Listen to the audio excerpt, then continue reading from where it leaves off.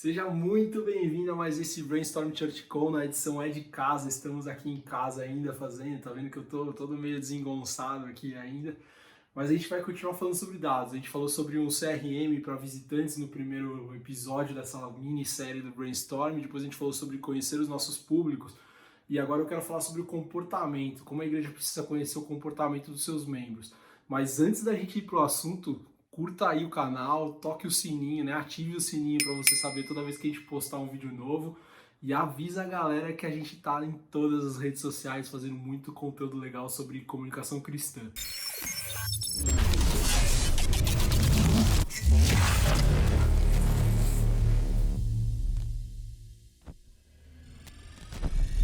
Dados na igreja, continuamos falando e mexendo com assuntos relevantes, mexendo com aquela briga do sagrado e profano, continuamos tocando assuntos que não são tão confortáveis para a igreja, mas eu queria falar sobre o comportamento dos membros e como os dados podem nos ajudar nesse processo. Você sabe qual que é o ticket médio de contribuição da sua igreja? Você sabe quantas vezes as pessoas, qual que é a frequência, quantas vezes as pessoas vão à tua igreja semanalmente ou mensalmente? Você sabe qual que é a jornada de membro, se é visitante, se ele é um membro de ativo, se ele é um líder, se ele é um potencial missionário, se ele é um potencial pastor até para sua igreja? Você conhece isso? Você também sabe quantos eventos o seu membro consome por mês na igreja e qual o perfil desses eventos que ele consome? Todas essas perguntas são importantes para a gente entender qual tipo de comunicação a gente pode fazer para que as pessoas passem para um próximo passo dentro da igreja. Uma jornada de fé não é uma jornada estanque, que eu chego na igreja como visitante, me torno membro e acabou. Não, a gente precisa continuar potencializando e capacitando as pessoas nessa jornada de fé. Então é muito importante que a gente entenda todas essas perguntas que eu fiz. Imagina eu chegando numa igreja nova, eu sou um visitante, então eu sou reconhecido como visitante. Quais são as comunicações que eu preciso entregar para o meu perfil de visitante para que eu conheça melhor a igreja, para que talvez eu vire membro da igreja? E aí, na sequência, imagina que eu aceitei conhecer mais sobre a igreja e me tornar membro dessa igreja. Qual que é o processo? Quais são as comunicações para que eu engaje? Quais são as comunicações que me façam dar próximos passos de conexão para um pequeno grupo, que me façam dar passos para treinamentos de liderança, para treinamentos de escola bíblica dominical, por exemplo? É importante eu saber que tem essas oportunidades dentro da igreja e é muito mais importante a comunicação saber que eu tô lá e que eu preciso receber essas ofertas. Então, o comportamento, quando eu falo que a gente precisa conhecer o comportamento das pessoas da igreja, é para que a gente faça essa pessoa jogar o jogo da vida, jogar essa trilha que a igreja tá se dispondo a construir junto com a pessoa, que a pessoa possa sempre ter um próximo passo para aprofundar na fé, para ser discipulado e para engajar na missão, que é outra coisa importante.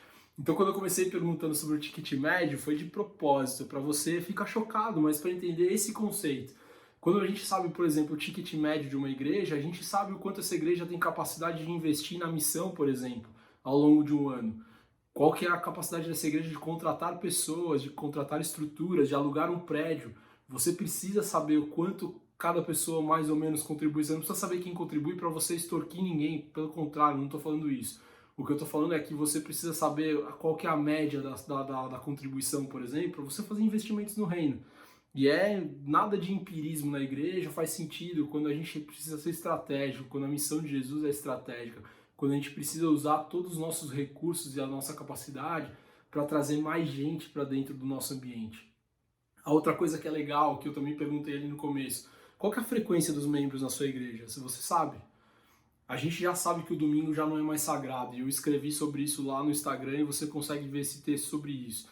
A gente sabe que as pessoas estão com a vida super ocupada e muitas vezes o domingo, que é o dia do Senhor, que é o dia de sair de casa para ir para a igreja, muitas vezes essa pessoa está resolvendo problemas da vida cotidiana, está indo precisar fazer compra, está indo levar o filho para um tempo de diversão que ele não conseguiu fazer durante a semana. Então saber qual que é a frequência, qual que é mais ou menos o jeitão da pessoa dentro da sua comunidade é importante para que você toque ela. Vai ver que a frequência dela é 2 vezes por mês e aí ela apareceu só uma vez nesse mês.